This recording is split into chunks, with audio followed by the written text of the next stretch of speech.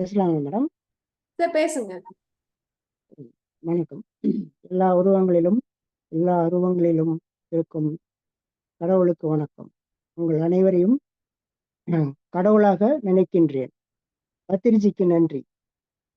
உதவிகள் புரியும் எல்லா நண்பர்களுக்கும் நன்றி. நான் ஒரு ஆன்மீக புதிர் ஒன்றை கூறி ஆரம்பிக்கின்றேன். நீயும் நானே, நானே நீ. இது பதில். இதனுடைய கேள்வி என்னவென்று சிந்திக்கவும். கணித ஆசிரியராக பணிபுரிந்ததால் கணித புதிர் கூறுகிறேன். 9 என்ற எண்ணை 4 முறை பயன்படுத்தி விடை 100 என வரும்படி சமன்பாடு உருவாக்க வேண்டும். இதற்கு கணிதத்தில் உள்ள எல்லா குறிகளையும் உபயோகப்படுத்திக் கொள்ளலாம். அடுத்தது, எந்த ஒரு எண்ணையுமே 4 முறை பயன்படுத்தி 100 என வரும் சமன்பாட்டினை கூறலாம். இது ஒரு ஐஏஎஸ் கேள்வி. இப்போது நம்முடைய ஆன்மீக வாழ்விற்கு என்னுடைய ஆன்மீக வாழ்வை பற்றி கூற விரும்புகிறேன். இது மகிழ்ச்சி அடைகிறேன். Manavalakalai, sky, simplified kundalini yoga, pranic healing, reiki, Isha முதலிய பயிற்சிகளில் அனுபவம் உள்ளது. இப்பொழுது விஞ்ஞான பயிற்சியில் ஈடுபட்டுள்ளேன். சிறு வயதில் பிளாஸ்டிக் பிள்ளையார் வைத்து வேப்ப மரத்தடியில் விளையாடினேன். வீட்டிற்கு வந்த ராமகிருஷ்ண மடத்து சாதுக்கள் எனது பணிவை பாராட்டினார்கள். தந்தை ராஜயோகி சில மந்திரங்களை சொல்லி தியானம் செய்ய சொன்னார். புத்தகங்கள் வாங்கி கொடுத்தார். யோகா புத்தகங்கள் வைத்திருந்தார். ஹோமியோபதி மருத்துவம் சொல்லிக் கொடுத்தார். யோகம் பற்றி ஆல் இண்டியா ரேடியோவில் பேசினார். புத்தகம் எழுத முயற்சி செய்தார். ஒரு மடத்தில் துறை ஒருவர் எனக்கு பவளபஸ்மம் செய்து கொடுத்தார். அவரது ஆன்மீக நண்பர்கள் எனது முதிர்ச்சியை பாராட்டினர். மூலிகை மருந்தில் நாட்டம் அதிகமானது. தேன் அடையிலிருந்து தேன் எடுத்து, செம்பருத்தி பூவிலிருந்து மகரந்தம் எடுத்து அல்சருக்கு மருந்தாக்கினேன். வீட்டில் காய்கறி தோட்டம் அமைத்திருந்தேன். வாழை, முருங்கை மிகவும் உதவியாக இருந்தது. விடியற் காலையில் ஓட்ஸ் கஞ்சி செய்து கொடுத்திருக்கிறேன். வீட்டு நாய்க்கு ஹோமியோபதி மருந்து கொடுத்திருக்கிறேன். இஞ்சி எலுமிச்சை சாறு தேன் கலந்து அஜீரணத்திற்கு பயன்படுத்தினேன். வீட்டில் பசுமாடு இருந்ததால் அதிக பால் கொடுத்து சளி தொல்லை வந்தது. 19 வயதில் காஃபி குடிப்பதை நிறுத்திவிட்டேன். இப்பொழுதும் குடிப்பதில்லை. பிறந்து வளர்ந்தது தஞ்சாவூரில். தஞ்சாவூரில் தான் பிறந்தேன், வளர்ந்தேன். பள்ளி படிப்பு தஞ்சாவூரிலேயே முடித்தேன். கல்லூரி படிப்பு திருச்சியில் படித்து முடித்தேன். கோவை அரசு தொழில்நுட்பக் கல்லூரியில் கணித ஆசிரியராக பணியில் சேர்ந்தேன்.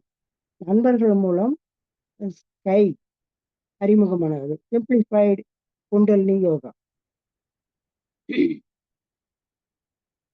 காரைக்காலில் சிறப்பு பயிற்சியில் நான் கலந்து கொண்டு ஒரு வாரம் தங்கியிருந்து பயிற்சியை முடித்து அருள்நிதி சான்றிதழ் பெற்றேன். யோகிராஜ் வேதாத்ரி மகிழ்ச்சியுடன் தனிமையில் பழகும் வாய்ப்பு கிடைத்தது. கோவை சிறப்பு பயிற்சியில் அணியிடத்தில் கேள்வி கேட்டபொழுது அவர் கூறியது, கூட்டம் நடக்கும் போது யோக நிலையில் இருப்பதாகவும் பதிலை ஆகாச பேரடிகளில் பார்த்து கூறுவதாகவும் கூறினார். அவருடைய கனவில் அவருடைய ஒரு நாள் வள்ளலார் அவர்கள் இவர் கூட சில காலம் வாக்கிங் செய்வதாக கூறியிருந்தாராம். நான் இந்த ஸ்கை குண்டலினி யோகாவில் டெலிபதி, 9 மைய தவம், சமாதி நிலையை கற்றுக்கொண்டேன். பயிற்சி செய்தேன். ஃபர்ஸ்ட் டிராவல் பயிற்சி பெற்றேன். சரியாக செய்ய தெரியவில்லை. காயக்கல்ப பயிற்சி பெற்றேன். உடல் ஆரோக்கியத்தை வளர்த்து கொண்டேன். அன்றிலிருந்து டேபிள் டென்னிஸ் விளையாடி வருகிறேன். என்றும் விளையாடி கொண்டிருக்கிறேன். எனது மனைவிக்கும் மனவளக்கலை பயிற்சி கொடுக்கப்பட்டது. எனது ஒரே மகனுக்கும் தியான பயிற்சி அறிமுகப்படுத்தினேன். ஆனால் முழு புரிதல் காரணத்தினால் முழு வளர்ச்சி பெறவில்லை. நானும் மற்ற பயிற்சிகளை கற்க ஆரம்பித்தேன். வேலை பழுவினாலும் மனக்கவலை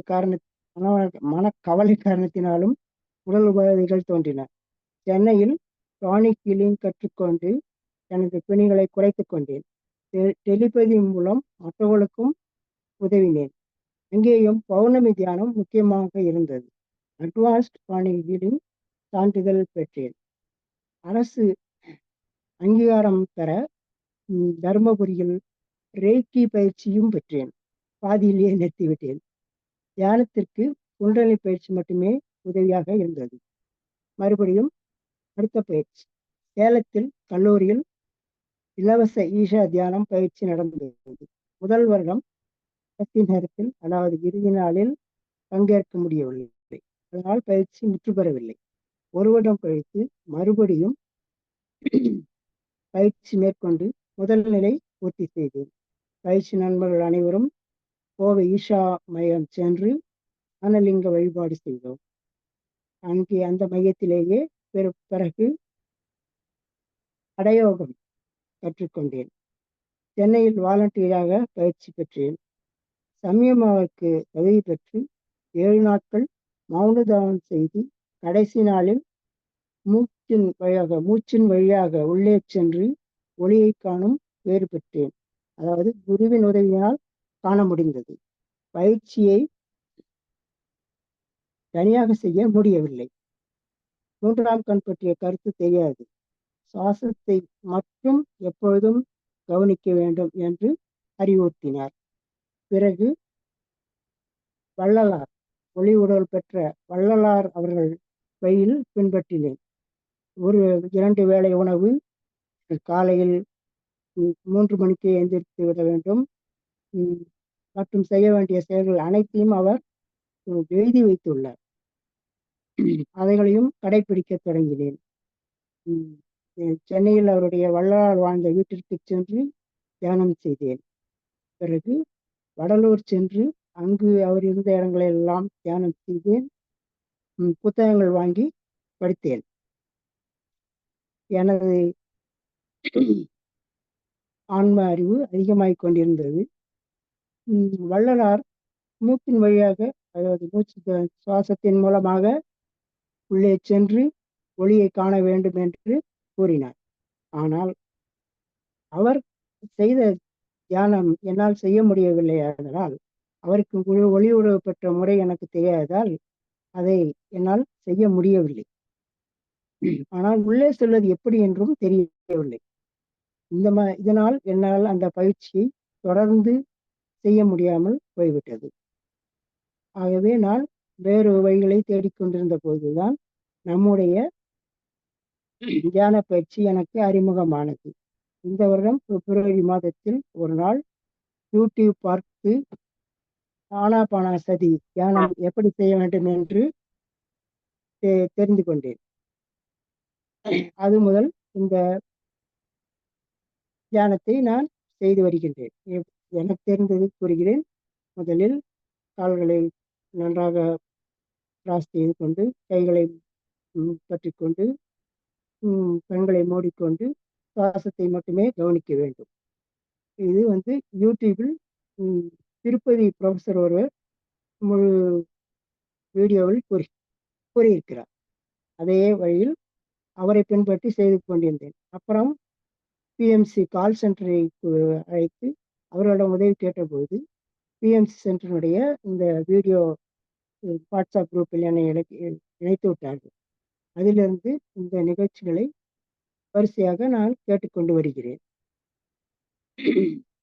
மற்றும் நம் எகிப்தினை ஈசா பிரமிடில் சென்று 2 மணி நேரம் நான் தியானம் செய்து வந்தேன். அதற்கு முன் இங்கே ஹைதராபாத்தில் உள்ள பத்ரிஜியின் வீட்டிற்கு சென்று அவர் தங்கியிருந்த வீட்டினுள் தியானம் செய்தேன்.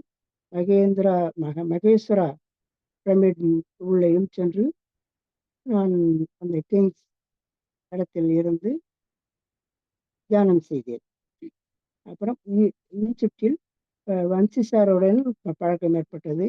அவர் பல முறைகளை சொல்லி கொடுத்தார்.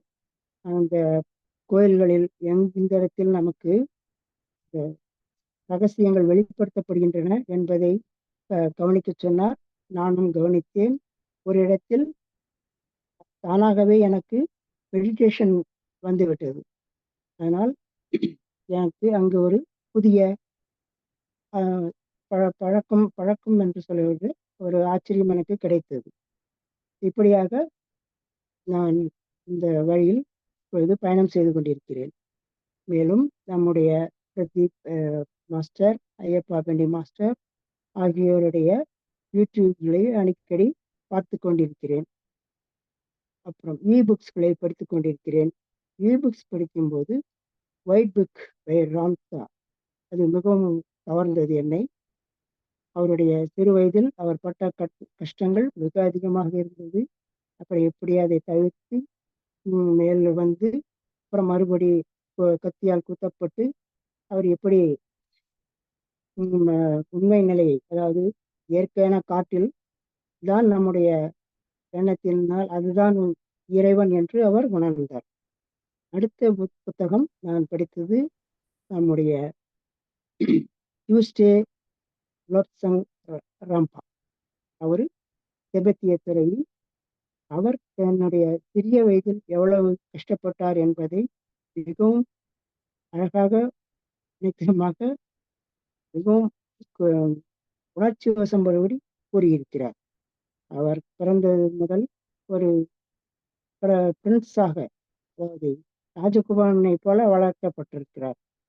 ஆனால் அந்த பயிற்சி அவர்தான் இந்த வீட்டிற்கு பெரிய, அதாவது உரிமையான பையன், அவர்தான் அடுத்த பதவியை ஏற்க வேண்டும் என்பதற்காக பயிற்சி கொடுக்கப்பட்டது. அந்த பயிற்சியில் அவர் பல கஷ்டங்களை பெற்றார். முக்கியமாக குதிரை ஏறி சவாரி செய்வது ஒரு பயிற்சி. அதற்காக பழைய போலீஸில் இருந்த ஒருத்தர் இவருக்கு பயிற்சியை கொடுக்கிறார். அவர் இவரை பல உபாதைகளுக்கு உள்ளாக்கினார். அதாவது கேட்காத, அதாவது சொல்வதை கேட்காத ஒரு குதிரையை மேல் ஏற்றி விட்டு ஓட்ட சொல்லியிருக்கிறார். அது இவரை தள்ளிவிட்டு விட்டது. அப்படியாக அவர் கஷ்டப்பட்டிருக்கிறார். பிறகு அன்றைக்கு அவருடைய வாழ்க்கை பற்றிய ஜோதிடம் பார்த்து இவர் ஒரு திபெத்திய குருவாக இருக்கப் போகிறார் என்று கண்டுபிடிக்கப்பட்டது. ஆகவே அவரை அதுக்குரிய பயிற்சிக்காக தயார் செய்யறதுக்காக ஒரு நிகழ்ச்சி நடந்தது. அவருடைய வீட்டில் பெரிய ஃபங்க்ஷன், விழா நடத்தி அவரை எல்லா விதமான சாங்கியங்களையும் செய்ய சொல்லி ஜோதிடம் பார்த்து படித்தார்கள். இவர் பிற்காலத்தில் மருத்துவத்துறையாக வருவார் என்று அவர்கள் கூறியதால் அவரை அந்த திபெத்திய பிறவிகள் வளரும் இடத்திற்கு அனுப்ப முடிவு செய்தனர். அன்று இரவே அவரை யாரும் கவனிக்கவில்லை. அவர் குதிரை லாயத்தில் குதிரைகளோடு தூங்கி கொண்டிருந்தார். அவருக்கு முதல் நாளே அவருக்கு தேவையான சாதாரண உடை, சாதாரண ஒரு கப், கோவலை, ஒரு தட்டு, 2 அதிகமான துணிமணிகள், இதை மட்டும் கொடுத்து இதுதான் உன்னுடைய உடைமைகள், இதற்கு மேல் உனக்கு ஒன்றும் கொடுக்க மாட்டார்கள் என்று கூறிவிட்டனர். ஆகவே இதை செலக்ட் பண்ணது ஆக்சுவலாக அவருடைய குருவாக இருந்த அந்த போலீஸ்காரர் தான். அவர் அடுத்த நாள் திடீரென விடியற் காலையிலேயே அவரை கூட்டிக் கொண்டு சென்று விட்டார்கள். நீ யாரையும் பார்க்கக்கூடாது, அம்மாவை கூட பார்க்கக்கூடாது, அம்மாவிடம் பார்த்து என்னை இதிலிருந்து தவிர்க்க வேண்டும் என்று நீ கேட்டு விடுவாய், ஆகவே நீ போகக்கூடாது என்று சொல்லி அவரை தனிமைப்படுத்தி அந்த குருகுலத்திற்கு, அதாவது துறவிகள் வாழும் இடத்திற்கு கொண்டு போய் விட்டு விடுகிறார்கள். அங்கே யாரும் என்ன செய்வார்கள் ஒன்றுமே தெரியவில்லை. இன்னும் 2 இதே வயது பையன்கள் அவர்களுடைய நின்று கொண்டிருந்தார்கள். அவர்கள் சில நேரம் ஒரு 10-11 மணி நிலையில் ஒரு ஆள் வந்து யார் இங்கே பயிற்சி பெற வந்தது, ஓ நீங்க தானா என்று கேட்டார். அப்பொழுது ஒரு பையன், நான் இந்த கறிக்கடையில் வேலை செய்வருடைய பையன் தான், உனக்கெல்லாம் இங்கே இடமே கிடையாது, புத்த மதத்திற்கு எதிரானவன் நீ என்று அவனை அடித்து துரத்தி விட்டார். மற்றவனும் ஓடிவிட்டார். ஒருவர் மட்டுமே தங்கி இருந்தார்.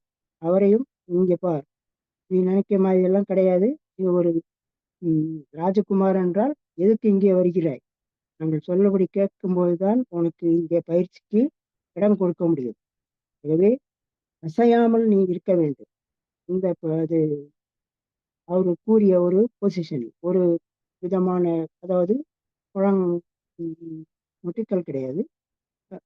பத்மாசனத்தில் இருந்து அமைதியாக இருக்க வேண்டும். என்ன நடந்தாலும் உன்னுடைய இந்த நிலையை கலைக்கக் கூடாது என்று கூறிவிட்டார். இவர் அப்படியே உட்கார்ந்திருந்தார். அப்பொழுது சில சின்ன பையன்கள் அங்கே வந்து கல்லால் அடித்தார்கள். அப்பொழுது இவர் மேல் பட்டு ரத்தம் வழியத் தொடங்கியது. ஆனாலும் இவர் அப்பா கூறியதை மனதில் கொண்டார். அப்பா என்ன சொல்லியிருந்தார்? அந்த பயிற்சியில் நீ தோல்வியுற்றால் வீட்டிற்குள் வராதே, அப்படியே போய்விடு என்று கூறிவிட்டார். ஆகவே இனிமேல் வீட்டிற்கு செல்லும் வழி கிடையவே கிடையாது என்பதை நன்குணர்ந்தவர் இந்த பயிற்சியை எப்படியாவது முடிக்க வேண்டும், செலக்ட் ஆக வேண்டும் என்று தீவிரத்தோடு அப்படியே உட்கார்ந்திருந்தார். இரவு ஆனது. காலையில் உட்கார வைக்கப்பட்டவர் இரவு வரைக்கும் யாருமே வரவில்லை. ஒன்றுமே சாப்பிட கொடுக்கவில்லை. தண்ணி கூட கொடுக்கவில்லை. அப்படி இருக்கும் சமயத்தில் மாலை முடிந்து இரவு வந்தது. இரவு வந்தபோது யாரோ ஒரு வயசானவர் ஒருத்தர் வருவது போல் தெரிந்தது. சரி என்று பார்த்தால் அவர் சிறிது திபெத்திய உணவும் கொஞ்சம் ஏதோ ஒரு கப்பில் ஒரு டீயும் கொண்டு வந்தார். அதை கொடுத்து, தம்பி, இது நாளைக்கு இதை விட அதிகமான பயிற்சி இருக்கும். ஆகவே நீ ரொம்ப அமைதியாகவும் நல்ல விதமாக நடந்து கொள் என்று கூறி, இப்போதைக்கு நீ தூங்கலாம். ஆனால் மற்றவர்கள் எழுந்திருக்கும் முன் மறுபடி இதே பொசிஷனில், அதாவது பத்மாசனத்தை உட்கார்ந்து அசைவில்லாமல் இருக்க வேண்டும் என்று கூறினார். சரி என்று கூறி கேட்டுவிட்டு அவர் உட்கார்ந்திருந்தார். காலையில் எல்லோரும் எந்திரிக்கும் முன்னாடி எந்திரிச்சு உட்கார்ந்து கொண்டார். நைட் இரவு அவர் எப்படி படுத்தார் என்றால், திருத்தரையில் ஓப்பன் ஸ்பேஸ், வெட்ட வெளியில் ஒரு தலைக்கு மிகுதியாக கொண்டு வந்த 2 துணிகளை மடித்து தலைக்கு வைத்துக் கொண்டு இரவு முழுவதும் அப்படிதான் தூங்கினார். வீட்டில் அவர் ராஜகுமார் போய் வளர்க்கப்பட்ட அவர் இன்று வெட்ட வழியில் தனியாக தூங்க வேண்டிய நிலைமையாயிற்று. அவருடைய வயது என்ன என்று நினைக்கிறீர்கள்? 7 வயது தான் ஆக்கியிருந்தது. இருந்தாலும் அந்த பயிற்சி மேற்கொள்வதற்கு அந்த வயதில் தான் சேர வேண்டும். இரவு முழுவதும் இருந்தார். காலையில் சாதாரணமாக எல்லாரும் அவர்களுடைய வேலையை செய்தார்கள், போகிறார்கள், வருகிறார்கள். இவரை பார்ப்பதற்கு ஆளே இல்லை. பட்டினி தான், எதுவுமே கொடுக்கப்படவில்லை. இரவு இரவு வந்தது. அவர் அப்போது ஒருத்தர் வந்தார். வந்து, என்னப்பா, என்ன என்ன சேரத்துக்கு ரெடியா இருக்கியா, சரியா அப்படிங்க. இவர் கொஞ்சம் லேட்டா, கொஞ்சம் கஷ்டப்பட்டு எழுந்திரிச்ச போது, வேற சீக்கிரம் வரதுன்னா வா, இல்லாட்டி இன்னொரு நைட்டு அங்கே வெளியில இரவுல தங்கிட்டு மெதுவா வா, ஒன்றும் அவசரம் இல்லை என்று. உடனே அவர் அவசர அவசரமாக அந்த துணிகளை எல்லாம் எடுத்துக்கொண்டு ஓடி போய் உள்ளே போனார். உள்ளே போன அவர் அந்த இன்னைக்கு இரவு நடக்கின்ற தியானத்தில் கலந்து கொண்டு சாப்பிட்டு விட்டு வெயிட் பண்ணி கொண்டிரு, நான் வந்து பார்க்கிறேன் என்று சொல்லிவிட்டு சென்று விட்டார். ஆனால் சென்றவர் வரவே இல்லை. இவர் தியானம் முடித்தவுடன் அவர்கள் கொடுத்த கொஞ்சம் சாப்பாட்டை சாப்பிட்டு விட்டு அந்த பாலிலேயே, அந்த இடத்திலேயே துணியை தலைக்கு வைத்துக் கொண்டு படுத்து விட்டார். படுத்து விட்ட கொஞ்ச நேரத்தில் 4-5 பையன்கள், நல்ல பெரிய பையன்கள், 14-15 வயது உள்ள பையன்கள் கூட்டம் வந்தது. கூட்டம் வந்து, புது பையன் வந்து விட்டான் என்று எல்லாரும் அடிக்க ஆரம்பித்து விட்டார்கள். அடிக்க ஆரம்பித்தவுடன் அவருக்கு உடம்பெல்லாம் வலி. இருந்தாலும் இது ஒரு தேர்வு போல் இருக்கிறது, இவர்களிடம் நாம் ஒன்றும் செய்ய வேண்டாம் என்று நினைத்து கொண்டு பேசாமல் இருந்து விட்டார். அடிகளை தாங்கிக் கொண்டார். ஆனால் சிறிது நேரத்தில் சத்தம் கேட்டு காலையில் கூட்டிக் கொண்டு சென்றவர் திரும்பி வந்தார். திரும்பி வந்து, என்ன தகராறு இங்கே அப்படின்னு கேட்டார். உடனே இவர் இந்த பயிற்சிக்காக வந்து தெரிந்தவுடன் அவரும் அடிக்க ஆரம்பித்து விட்டார். அடித்துக்கொண்டே, ஏன் உன்னை இப்ப பாதுகாத்துக் கொள்ள உனக்கு தெரியாதா? நீ சீக்கிரமாக உன்னை பாதுகாத்துக்கொள், இல்லாவிட்டால் இப்படிதான் அடிபட வேண்டும் என்று சொன்னார்.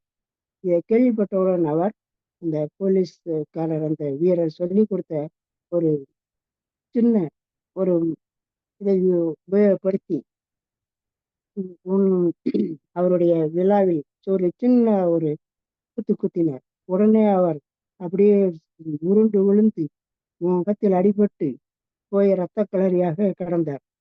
அப்புறம் எழுந்து இந்த பையன்களை கூப்பிட்டு, "டேய், நீ போய் அவனுடன் சண்டை போடு" என்று சொல்லிவிட்டார். அதில் பெரிய நல்ல தெடியான ஒரு பெரிய பையன் வந்து அவருடைய சண்டை போடுகிறார். இத்துணை என்னுடைய உரை நிறுத்திக் கொள்கிறேன். வாய்ப்பளித்ததற்கு நன்றி. மற்றதையும் அடுத்த அடுத்த இதை பார்க்கலாம். தேங்க்யூ.